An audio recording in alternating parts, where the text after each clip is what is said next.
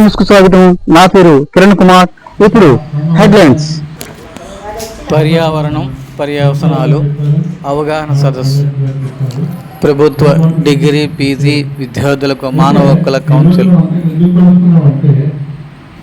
పర్యావరణం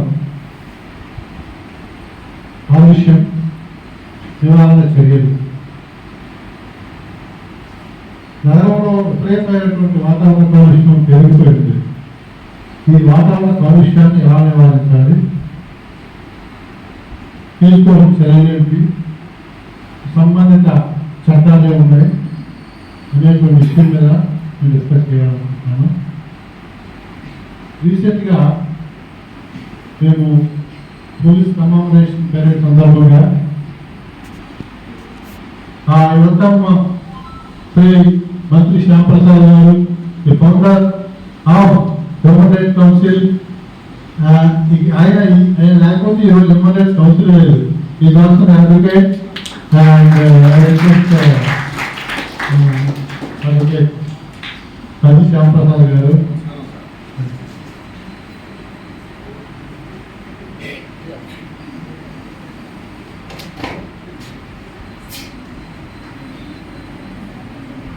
human rights council అనే వ్యవస్థ 1999లో స్థాపించి ధారాళంగా హ్యూమన్ రైట్స్ వైలేషన్స్ జరిగినప్పుడు ఏం చేయాలనే విషయం మీద సుమారు 7,000 కేసులు హ్యూమన్ రైట్స్ కోర్టులో ఫైల్ చేశారు.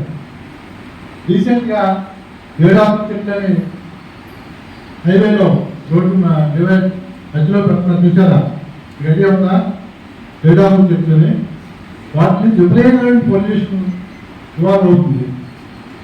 అది వెంటనే తీయాలని కూడా కోర్టులో కేసు వేశారు. అలాగే ఈ మధ్య ఎన్సీసీ స్టూడెంట్స్కి, ఎన్ఎస్ఎస్ స్టూడెంట్స్కి అవేర్నెస్ క్లాస్ కండక్ట్ చేశాం. రీసెంట్గా పోలీస్ కమామరేషన్ డే సందర్భంగా హౌస్ గ్యాసెస్, ఓకే, ఆ గ్యాసెస్ ఏంటి చూపిస్తాను. ఆ గ్రీన్ హౌస్ గ్యాసెస్ ట్రాప్ చేస్తాయి కాబట్టి వెనక్కి వెళ్ళకుండా ఇన్ఫ్రారెడ్ కింద నుంచి పై నుంచి వచ్చేది అల్ట్రా రేడియేషన్, ఎర్త్ నుంచి వెనక్కి వెళ్ళేది that is infra radiation. So ఆ ఇన్ఫ్రా రేడియేషన్ని ట్రాప్ చేయడం వల్ల ఒక అర్త్కి వార్మ్త్ ఉండడం వల్ల that will be good. So నార్మల్గా జీహెచ్ఏ ఎఫెక్ట్ అనగానే చాలా మంది ఒక విలన్లాగా చూస్తాం, కానీ యాక్చువల్గా ఒరిజినల్గా చెప్పాలంటే దాంట్లో ఇట్ వాజ్ అడ్వాంటేజ్. ఎందుకంటే we are able to have the benefits of having this radiation with the earth which is required for some habitable conditions. But problem ఎక్కడ వచ్చిందంటే GHA effect is increasing day by day. So ఎందుకు increase అవుతుంది GHA gases ఏవి అంటే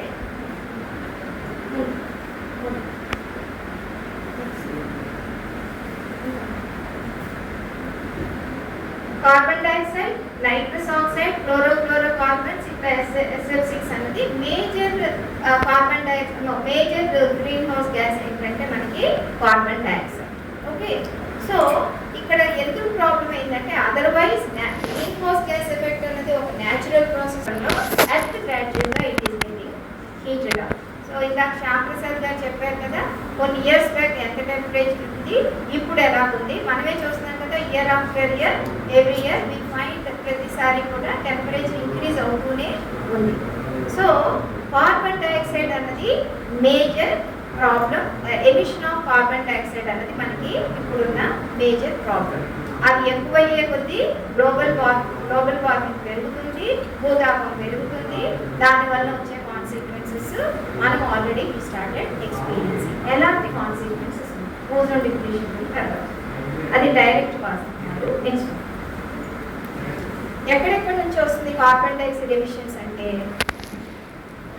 industrial activities, చాలా smoke release అవుతుంది కదా, filled with carbon dioxide కదా, అదంతా ఎయిర్లోకి వెళ్తుంది కదా. And let me tell you here, environment offers us another service. ఆ సర్వీస్ ఏంటంటే సింక్ సర్వీస్ అంటాం. సింక్ అంటే ఏంటి? దాన్ని అబ్జార్బ్ చేసేసుకుంటాం. అట్మాస్ఫియర్లో ఒక న్యాచురల్గా చెప్పాలంటే దానికి it is like everything is interdependent. See the carbon dioxide, మన కార్బన్ డైఆక్సైడ్ ఎక్కడి నుంచి రిలీజ్? మనం ఆర్డినరీ బయాలజికల్ యాక్టివిటీ, మనం ఊపిరి పీలుస్తుంటాం, ఊపిరి వదులుతుంటాం. ఊపిరి వదిలినప్పుడు ఏం గ్యాస్ వస్తుంది? కార్బన్ డైఆక్సైడ్ వస్తుంది. మనకి ఏంటి కావాలి? ఆక్సిజన్ వస్తుంది. మనకి కావాల్సిన ఆక్సిజన్ తీసుకుంటాం, మనకి అక్కర్లేని కార్బన్ డైఆక్సైడ్ బయటకు వదిలేస్తాం. ఇవన్నీ కూడా కార్బన్ డైఆక్సైడ్ ఇవన్నీ గాలిలోకే కదా వెళ్తాయి. అలాగే డిఫరెంట్ బయాలజికల్ ప్రాసెస్లో చాలా కార్బన్ డైఆక్సైడ్ వెళ్తాయి. ఈ కార్బన్ డైఆక్సైడ్ అంతా కూడా పీల్చుకునే కెపాసిటీ, చాలా కార్బన్ డైఆక్సైడ్ పీల్చుకునే కెపాసిటీ నేచర్లోనే it is prevalent. For example, మీరు చిన్నప్పుడు లెసన్స్లో చదువుతారు కదా, మొక్కలు ఏం పీల్చుకుంటాయి? మొక్కలు కార్బన్ డైఆక్సైడ్ పీల్చుకుంటాయి. అంటే మనకు అక్కర్లేదు, carbon dioxide is waste for the trees carbon dioxide is wanted. So ఈ కార్బన్ డైఆక్సైడ్ ని ప్లాంట్స్ ఫీల్ చేసుకున్నప్పుడు ఆటోమేటిక్గా ఇంకా అట్మాస్ఫియర్ లో కార్బన్ డైఆక్సైడ్ మిగలదు కదా, సరిపడా కార్బన్ డైఆక్సైడ్ తీసేసుకు, అంటే దీన్ని సింక్ సర్వీస్ అబ్జార్బ్ చేసుకుంటుంది. ఇది కూడా నేచర్ లో ఉన్న ఒక భాగం. బట్ స్టిల్ మనకి ఎందుకు పొల్యూషన్ వీఆర్ సఫరింగ్ అంటే, ఇంకా చెప్పారు మొక్కలు కొట్టేస్తున్నాం, ఫారెస్ట్ లో నరికేస్తున్నాం అని. ట్రీస్ అంటే ఆ సింక్ మనకి అబ్జార్బ్ చేసుకునే కెపాసిటీ ఉన్న నేచర్ లో ఉన్న రిసోర్స్ ట్రీస్. ఆ ట్రీస్ ని మనం కట్ చేసేస్తుంటే కార్బన్ డైఆక్సైడ్ అంతా ఉంది అట్మాస్ఫియర్ ఓన్లీ. దానివల్ల మనకి temperature is increasing. Not only deforestation, అంటే మనం కార్బన్ డైఆక్సైడ్ జనరేట్ చేసే యాక్టివిటీస్ ఎక్కువగా ఉన్నాయి, పీల్చుకునే యాక్టివిటీ అనేది తగ్గించేస్తాం. ఓకే, దీంతో పాటు అది పెంచితే ఇంత ప్రాబ్లం లేకపోలేదు, లేదంటే ఇది తగ్గిస్తే ఆ problem. That is the present state of atmosphere. ఏమేమి యాక్టివిటీస్ వలన కార్బన్ డైఆక్సైడ్ ఇంక్రీజ్ అవుతుందంటే, వన్ ఈజ్ ఇండస్ట్రియల్ ఎక్స్టెన్సివ్గా ఉంటుంది కదా పొల్యూషన్ జనరేషన్. అది యూజ్ ఆఫ్ ఫాసిల్ ఫ్యూయల్స్. ఇప్పుడు చాలా మంది ఆటోమొబైల్స్ అన్ని వాటితో వస్తుంటారు కదా, దాంట్లోంచి కూడా పొల్యూషన్ జనరేట్ అవుతుంది కదా. సో ఆ ఫాసిల్ ఫ్యూయల్స్, డిఫారెస్టేషన్, మొక్కలు కొట్టేయడం వల్ల సాలిడ్ వేస్ట్, తర్వాత మీకు ఇప్పుడు రిఫ్రిజిరేషన్ యాక్టివిటీస్ ఉంటాయి కదా, వాటిలో వాడే ఫ్లోరో కార్బన్స్ వల్ల కూడా that is it has N effect. అలాగా next number of activities. No. Now the present problem is we have global warming.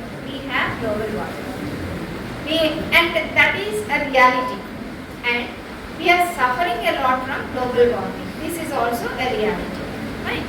Now, what are the different what are the adverse effects of this global warming?